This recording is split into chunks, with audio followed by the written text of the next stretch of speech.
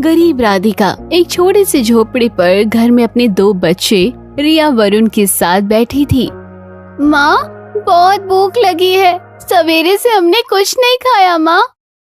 थोड़ी देर सब्र कर ले बिटिया, तेरे बाबा आते ही होंगे, फिर मैं उनसे पैसे लेकर थोड़ा राशन ले आऊंगी। तभी राधिका का पति दीपेश शराब के नशे में धुत लड़खड़ाते हुए घर आता है। आप फिर से शराब पी कर आए? आपको हमारी कुछ परवाह है कि नहीं? घर में अन्न का एक दाना नहीं है, बच्चे और मैं सवेरे से भूखे बैठे हैं। अरे राधिका, आज ना मुझे 200 रुपये मिले थे मजदूरी के, तो मैंने उनसे जुआ खेला। जीतने ही वाला था पर पता नहीं कैसे हार गया। आज भी आप जुए में पैसे हार गए जी? ऐसा क्यों कर रहे हो आप? यहाँ मैं और मेरे बच्चे दाने दाने को तरस रहे हैं और आपको इस बात की कोई परवाह नहीं है।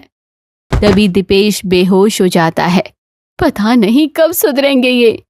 दीपेश और उसके परिवार वाले जामपुर गांव में अपने इस छोटे से किराए के घर में रहते थे। दीपेश को रोज शराब पीना और जुआ खेलने की बुरी आदत थी। वो गांव में छोटी मोटी मजदूरी करता था। माँ, भूख के मारे पेट में दर्द हो रहा है, अब तो कुछ खाने के लिए दीजिए माँ। लगता है आज भी मुझे आस पड़ोस वालों से खाना मांग कर लाना होगा। तभी राधिका घर से बाहर जाती है और आस पड़ोस वालों से खाना मांगने लगती है।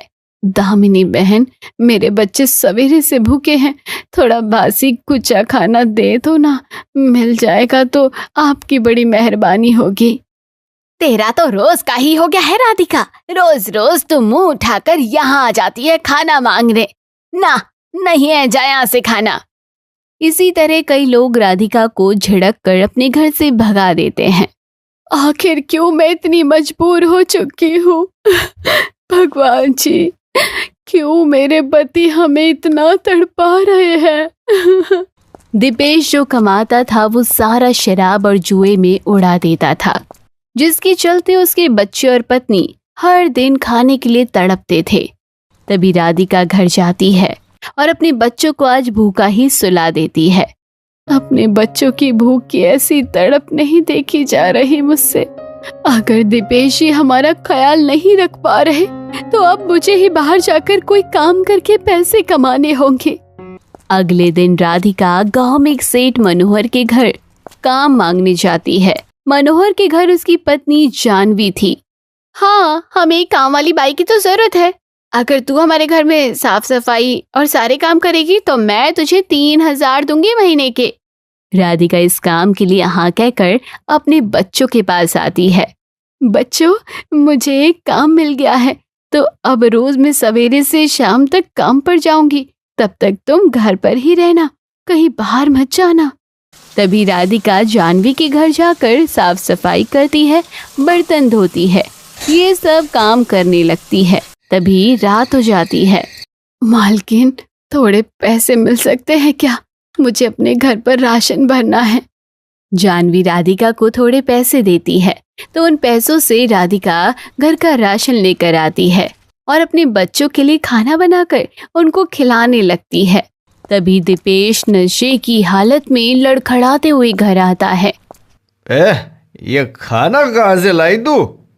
बाबा, माँ भी आपकी तरह बाहर जाकर काम कर रही है, माँ ने पैसे कमाकर राशन लाई। अच्छा, तू पैसे कमाने लग गई? चला, मेरी बाटली के लिए मुझे पैसे दे। शर्म नहीं आती आपको पैसे मांगते हुए? इस घर का गुजारा चलाना आपकी जिम्मेदारी है और आप है कि? तभी दीपेश राधिका को एक चाटा मार देता है। 2 पैसे क्या कमाने लग गई? मुझसे उल्टी सीधी बातें कर रही है तू? दीपेश राधिका को पीटने लगता है। अब इसी तरह दिन प्रतिदिन बीतने लगे। राधिका रोज जानवी के घर जाकर काम करने लगी और अपने बच्चों का पालन पोषण करने लगी, और इधर दीपेश रात दिन शराब पीकर जुआ खेलने लगा। एक दिन शराब की आदत देखकर गांव वाले दीपेश को काम देना बंद कर देते हैं। एक रात दीपेश गांव के मुखिया बलराम के पास जाता है। मुखिया जी, मेरे बेटे के दिल में छेद है। डॉक्टर ने कहा है उसका जल्द से जल्द इलाज नहीं किया गया तो वो मर जाएगा। क्या? तो तू अपने बच्चे का इलाज करवाना। मेरे पास पैसे नहीं हैं मुखिया जी, इलाज में हजारों रुपए लग रहे हैं। अगर आप मुझे कुछ पैसे दे दोगे तो आपकी बड़ी मेहरबानी होगी। मैं आपको बाद में लौटा दूंगा मुखिया जी। याद से लौटा देना। बलराम दीपेश को 5,000 रुपए दे देता है। अब इसी तरह दीपेश हर गांव के अमीर व्यक्ति से झूठ कहकर पैसे उधार लेने लगा और उन पैसों से शराब और जुआ खेलने लगा। कुछ महीनों बाद राधिका के घर मुखिया बलराम और गांव के कई सारे लोग आते हैं और वो राधिका को दीपेश की करतूत बताकर अपना पैसा मांगते हैं। क्या इन्होंने ऐसा बोला आप लोगों को? अपने पति को एक बात समझा देना, अगर कल तक हमें हमारा पैसा नहीं मिला तो हम उसे जान से मार देंगे। सब धमकियां देकर वहां से चले जाते हैं। थोड़े समय बाद कर्जदारों से छुपते छुपाते दीपेश घर आता है। अरे कैसे इंसान हो आप, जो अपने ही बच्चों की झूठी बीमारी का बहाना बताकर लोगों से शराब पीने और जुआ खेलने के लिए पैसे लेते जा रहे हो। अभी पूरा गांव आया था यहाँ पैसे मांगने और वो सब धमकियां देकर गए हैं कि अगर उन्हें उनका पैसा कल तक नहीं मिला तो वो आपको जान से मार देंगे। ये सुनकर दीपेश का सारा नशा उतर जाता है। अरे बाप रे, अब मैं क्या करूं? यहाँ मैं इतनी मेहनत कर कर के पाई पाई कमा कर घर का गुजारा चला रही हूँ और आप अपनी ही मस्ती में जिए जा रहे हैं।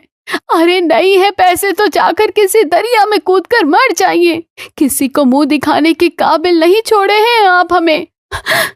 तभी दीपेश गुस्से में राधिका को धक्का देकर नीचे फेंक देता है तो राधिका एक लोहे की कुर्सी पर सर के बल जा गिरती है और बेहोश हो जाती है। माँ माँ। तभी वरुण रिया दीपेश को धक्का देकर नीचे गिरा देते हैं, जिसके बाद सर के बल गिरने से दीपेश की वही मौत हो जाती है। माँ उठिए ना माँ, माँ माँ माँ उठिए ना माँ, माँ।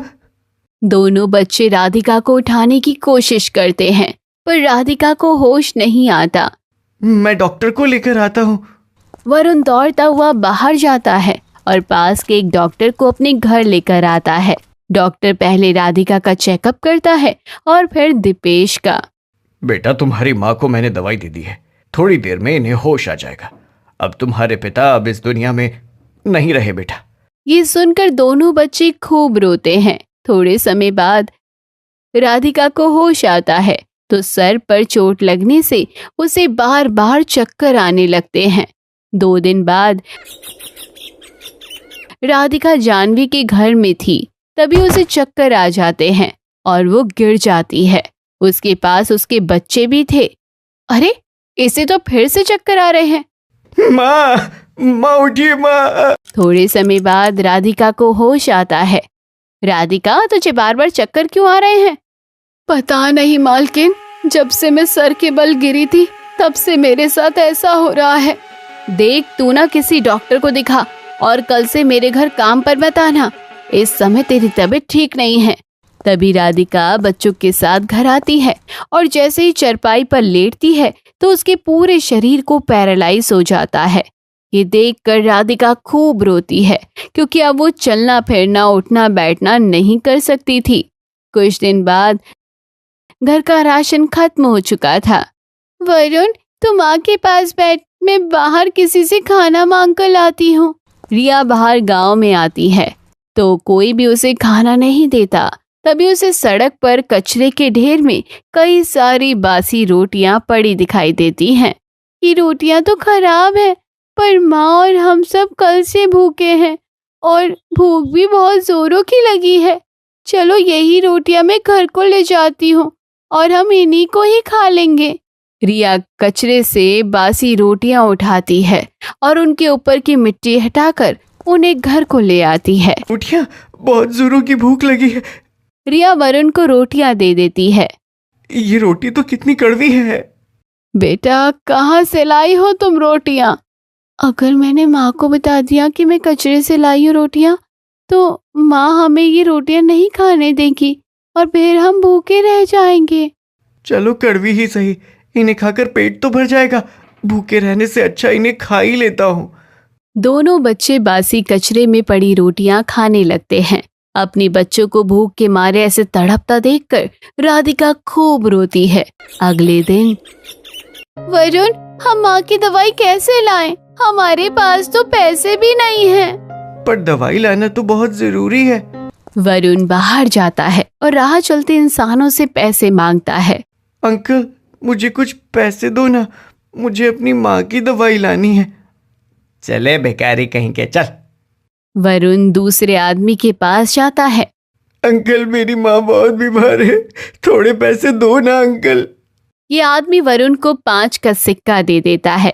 अब इसी तरह कुछ लोग वरुण को पैसे दे देते हैं, जिसके बाद वरुण अपनी माँ की दवाई ले आता है। बेटा, ये तू दवाई कहाँ से लाया? माँ, वो मेरा दोस्त है ना रोहन, उसने दिए मुझे।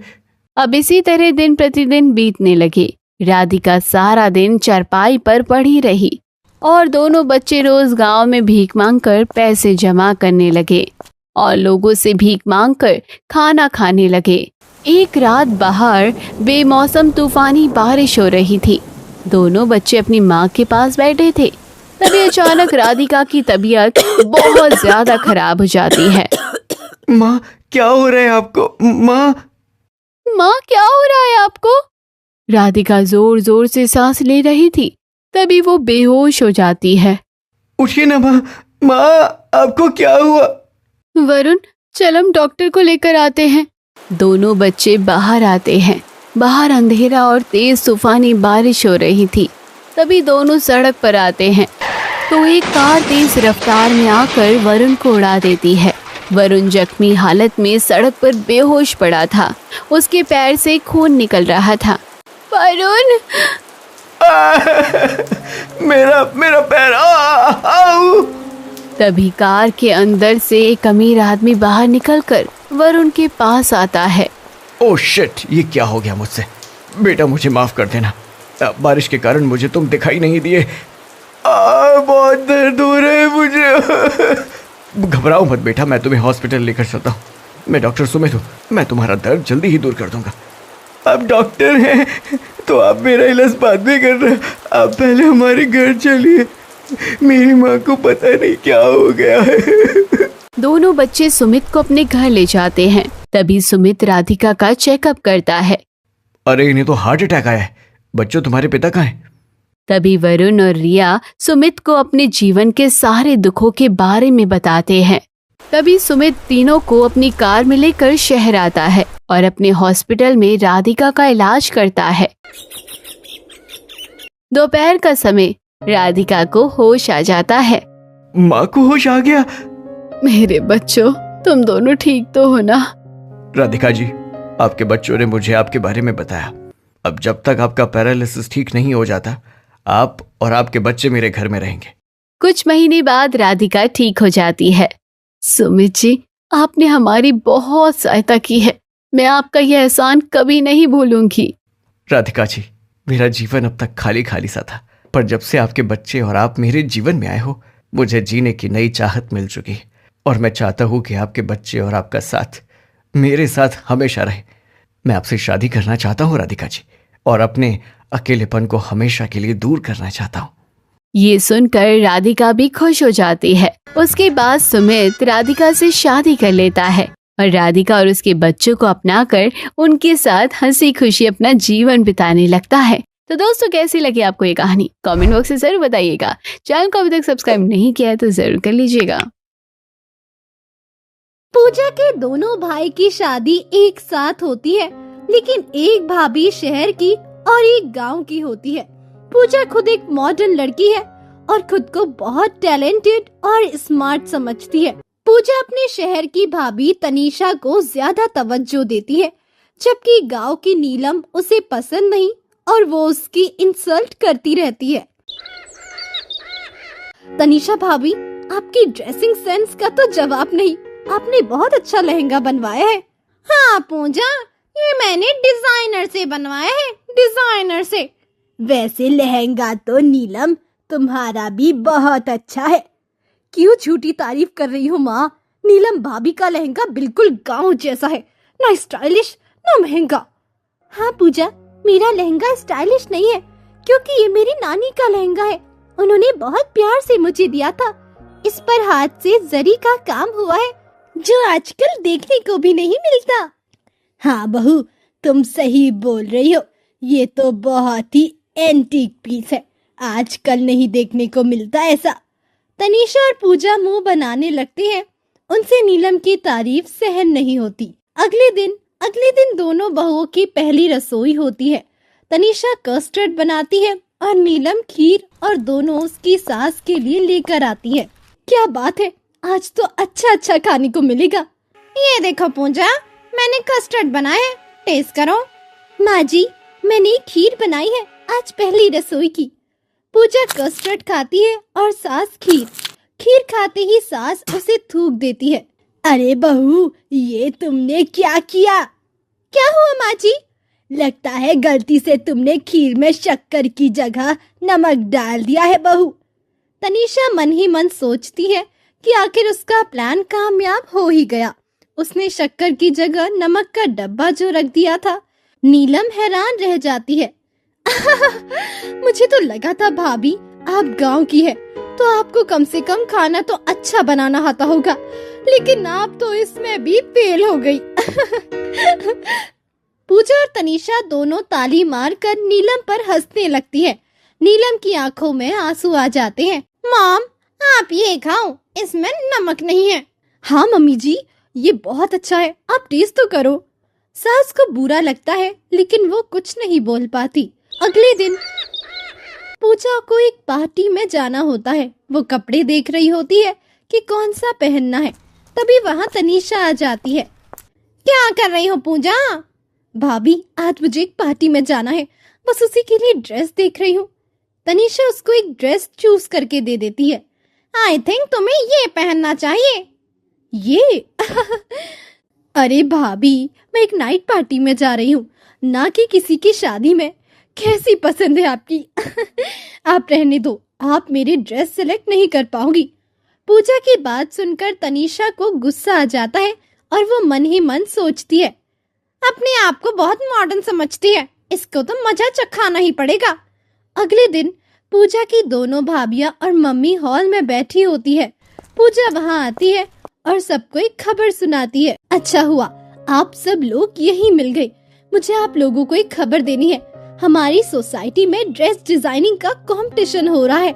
जो लड़की सबसे अच्छी ड्रेस बनाएगी उसे 50,000 का इनाम दिया जाएगा।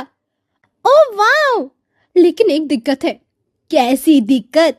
इस कंपटीशन में जोड़ी को पार्टिसिपेट करना है, वो भी नंद भाभी की जोड़ी को। तो इसमें दिक्कत वाली क्या बात है पूजा? तुम्हारी तो दो भाभियां हैं, तुम तो किसी के साथ भी जोड़ा बना सकती हो। ये तो आपने सही कहा, इसीलिए मैंने डिसाइड किया है कि मैं तनीषा भाभी के साथ जोड़ी बनाऊंगी, क्योंकि उन्हें फैशन का ज्यादा नॉलेज है और साथ ही वो डिजाइनर कपड़े भी पहनती है। क्यों भाभी, सही कहा ना? अरे हाँ पूजा, क्यों नहीं, हम दोनों मिलकर पार्टिसिपेट करेंगे और जीतेंगे। नीलम, तुम भी पार्टिसिपेट कर सकती थी वैसे, लेकिन वो क्या है ना ही तुम मॉडर्न कपड़े पहनती हो और ना ही तुम्हें मॉडर्न कपड़ों का ज्यादा ज्ञान है, तो हम नहीं चाहते कि तुम पार्टिसिपेट करो और लोग तुम्हारा मजाक बनाएं। क्यों पूजा? ये बात आपने सही कही भाभी। क्यों हम बेचारी नीलम भाभी को पूरी सोसाइटी के सामने बदनाम करें? नीलम दोनों की बात सुनकर थोड़ा शर्मिंदा होती है। ये गलत बात है पूजा, ऐसे अपनी भाभी की बेइज्जती तुम नहीं कर सकती। और तनीषा, हो सकता है नीलम को मॉडर्न कपड़ों का ज्यादा ज्ञान ना हो, लेकिन मान मर्यादा का ज्ञान उसे तुमसे ज्यादा अच्छा है। इसीलिए आगे से उसके बारे में कुछ भी बोलने से पहले सोचना। अरे मम्मी जी, आप तो बुरा ही मान गई, मैं तो बस वैसे ही बोल रही थी। अच्छा ये सब छोड़ो, मैं मीरा और तनीषा भाभी का नाम लिखवा रही हूँ, हम दोनों इसमें पार्टिसिपेट करेंगे। अगले दिन पूजा और तनीषा ड्रेस डिजाइनिंग कंपटीशन में पार्टिसिपेट करने की तैयारी करने लगती है। वो लोग डिसाइड करते हैं कि किस कंपटीशन में क्या बनाना है। देखो भाभी, 3 राउंड होंगे और फाइनल राउंड में हमें बिल्कुल ही कुछ अच्छा बनाना होगा। तुम चिंता मत करो, जीतेंगे तुम हम ही। मैं सोच रही हूँ पहले राउंड के लिए हमें कोई ऐसी ड्रेस बनानी चाहिए जो दिखने में भी मॉडर्न हो और पहनने में भी कंफर्टेबल। वो दोनों बातें कर ही रही होती है, तभी वहाँ नीलम आ जाती है और दोनों की बातें सुनने लगती है और साथ ही अपनी कुछ सलाह भी देती है। हाँ, तुमने सही बोला तनीषा, क्यों ना तुम कुछ ऐसा बनाओ जो हर औरत पहन सके, मतलब हाउसवाइफ भी और ऑफिस में काम करने वाली भी। तुम प्लीज जाकर खाना बनाओ नीलम, हमें हमारा काम करने दो। हमें पता है कि हमें क्या बनाना है, हमें तुमसे सलाह लेने की कोई जरूरत नहीं है। हाँ नीलम भाभी, आप प्लीज जाओ, खाने की तैयारी करो, ये काम हम संभाल लेंगे। दोनों एक बार फिर से नीलम की इंसल्ट कर देते हैं और नीलम चुपचाप वहाँ से चली जाती है। कंपटीशन का दिन, अब वो दिन भी आ जाता है जब पहले राउंड का कंपटीशन होता है। नीलम घर पर इंतजार कर रही है कि कब तनीषा और पूजा वापस आएंगे और अपना रिजल्ट बताएंगे। नीलम बेटा, तू कम से कम खाना तो खा ले, वो दोनों आते ही होंगे, फिर पता चल जाएगा कि क्या हुआ है। मम्मी जी, मुझे तो भूख ही नहीं लग रही है। पूजा और तनीषा दोनों ने रात भर कितनी मेहनत की है, भगवान करे वो जीत ही जाए। पूजा और तनीषा को आता देख नीलम खुश हो जाती है और उन दोनों से पूछती है, कैसा रहा आप दोनों का कंपटीशन? विनर कौन रहा? हमारा 2nd नंबर लगा, पर मुझे नहीं लगता कि गीता की भाभी का पहला नंबर लगना चाहिए था। उनकी ड्रेस हमारी ड्रेस से अच्छी नहीं थी। कोई बात नहीं पूजा, 2nd नंबर लगा ये भी अच्छी बात है। 2nd राउंड के लिए तुम लोग और मेहनत करना तो तुम्हारा 1st नंबर लग जाएगा। कहना आसान है भाभी, जो मेहनत करता है उसे ही पता होता है कि पहला नंबर ना लगा वो उसे कैसा लगता है। आपको क्या पता। पूजा, ये तुम अपनी भाभी से कैसी बात कर रही हो? सॉरी बोलो उसे। पूजा बिना कुछ बोले गुस्से में अंदर चली जाती है। उसके पीछे पीछे तनीषा भी चली जाती है। कोई बात नहीं मम्मी जी, उनका मूड अच्छा नहीं है इसीलिए ऐसा बोल दिया। भगवान करे आगे उनका पहला नंबर लग जाए। अगले दिन दूसरे राउंड का कंपटीशन होता है। नीलम फिर से दोनों का इंतजार कर रही है और बार बार घड़ी देख रही है। तभी पूजा और तनीषा आ जाते हैं और दोनों बहुत खुश हैं। मम्मी, ये देखो, आज हमारा 1st नंबर लगा है। हमारी ड्रेस आज सबसे अच्छी थी। वो तो लगना ही था पूजा, हमसे बेहतर कोई हो सकता है क्या? कल तो जरूर कुछ चीटिंग हुई होगी, इसलिए हमें दूसरा नंबर दे दिया था। लेकिन आज तो सवाल ही नहीं उठता। हमारी ड्रेस सबसे अलग थी, आज तो हमें जीतना ही था। मैंने कहा था ना कि आपका पहला नंबर लग जाएगा। कंग्रेचुलेशन। भाभी, आप तो ऐसे बोल रही हो जैसे हमारा पहला नंबर हमारी मेहनत की वजह से नहीं, आपके बोलने की वजह से लगा है। अरे पूजा, इसे छोड़ो, चलो कल फाइनल है, उसकी तैयारी करते हैं। हमने जो लहंगा तैयार किया था उसमें अभी थोड़ा काम बाकी है। एक बार फिर से पूजा और तनीषा नीलम की इंसल्ट करके चले जाते हैं और नीलम वही खड़ी रह जाती है। रात में नीलम पानी पीने के लिए उठती है तो देखती है कि पूजा के कमरे की लाइट अभी भी जल रही है। नीलम चेक करती है तो पता चलता है पूजा रो रही है। अरे पूजा, क्या हुआ? तुम रो क्यों रही हो? तुम्हारी तबीयत तो ठीक है ना? ये देखो भाभी, कल के फाइनल के लिए जो हमने ड्रेस तैयार की थी उसे किसी ने काट दिया है। पूरी ड्रेस बर्बाद हो गई। अब मैं क्या करूंगी? कल सुबह फाइनल है। हे भगवान, ये कैसे हुआ? पता नहीं भाभी, मैं तनीषा भाभी को जगाने गई थी लेकिन उन्होंने तो दरवाजा ही नहीं खोला। मुझे लगता है कल का फाइनल में हार जाऊंगी। ऐसा कुछ नहीं होगा, तुम चिंता मत करो। ये लहंगा मुझे दो, मैं कुछ करती हूँ। लेकिन आप क्या कर पाओगे भाभी? उसकी चिंता तुम मत करो, तुम निश्चिंत होकर सो जाओ। सुबह तुम्हें तुम्हारा लहंगा सही सलामत मिल जाएगा। सुबह सुबह पूजा और तनीषा उठकर आते हैं तो देखते हैं नीलम हाथ में लहंगा लिए खड़ी है। उसने लहंगे को एक अलग ही डिजाइन में बना दिया है। उसने अलग अलग साड़ियों के टुकड़े जोड़कर सतरंगी लहंगा बना दिया जो बहुत ही सुंदर लग रहा था। भाभी, ये आपने क्या किया? आपने तो मेरे पूरे लहंगे की डिजाइन ही बदल दी। ये तो बहुत सुंदर लग रहा है। ये तुमने क्या किया नीलम? मेरे डिजाइनर लहंगे को बिगाड़ कर रख दिया। क्या जरूरत थी तुम्हें मेरे लहंगे को हाथ लगाने की? वो आपका लहंगा नहीं था भाभी, वो मेरा लहंगा था। आपने तो सिर्फ कुछ हेल्प की थी, उसे बनाया तो मैंने ही था ना। और आप तो रात को जाकर आराम से सो गई थी। आपको पता भी है कि लहंगा पूरा खराब हो चुका था। वो तो नीलम भाभी की वजह से ये सही सलामत बन गया। पूजा, तनीषा, अभी तुम लोग जाओ, कंपटीशन के लिए देरी हो रही है। हम शाम को बात करेंगे। पूजा और तनीषा चले जाते हैं। शाम को तनीषा और पूजा हाथ में ट्रॉफी लेकर घर आते हैं। पूजा बहुत खुश है जबकि तनीषा का मुंह उतरा हुआ है। पूजा ट्रॉफी सीधा लेकर नीलम को दे देती है। ये लो मेरी प्यारी नीलम भाभी, आपकी ट्रॉफी, आपके लहंगे को फर्स्ट प्राइज मिला है और हम ये कंपटीशन जीत गए हैं। क्या सच में? ये सब आपकी मेहनत का कमाल है पूजा।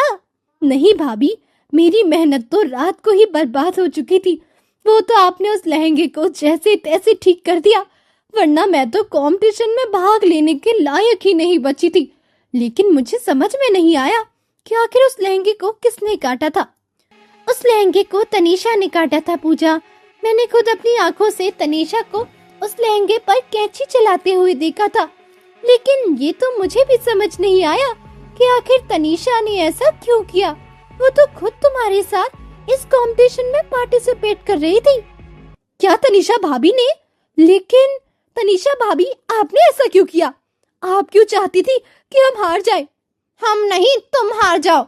मैं चाहती थी कि तुम हार जाओ और तुम्हें पता चले कि तुम कोई बहुत मॉडर्न लड़की नहीं हो। तुम्हें बहुत घमंड था ना कि तुम एक मॉडर्न लड़की हो, स्टाइलिश कपड़े तुम ही पहन सकती हो, तुम्हें ज्यादा नॉलेज है। बस इसीलिए मैं चाहती थी कि तुम हार जाओ। तनीषा गुस्से में अंदर चली जाती है और पूजा को अब तनीषा की सच्चाई का पता चल जाता है। मैंने तो सोचा था कि तनीषा भाभी मेरा साथ दे रही है, लेकिन वो तो मुझे ही हराने में लगी थी। थैंक यू सो मच भाभी, थैंक यू सो मच।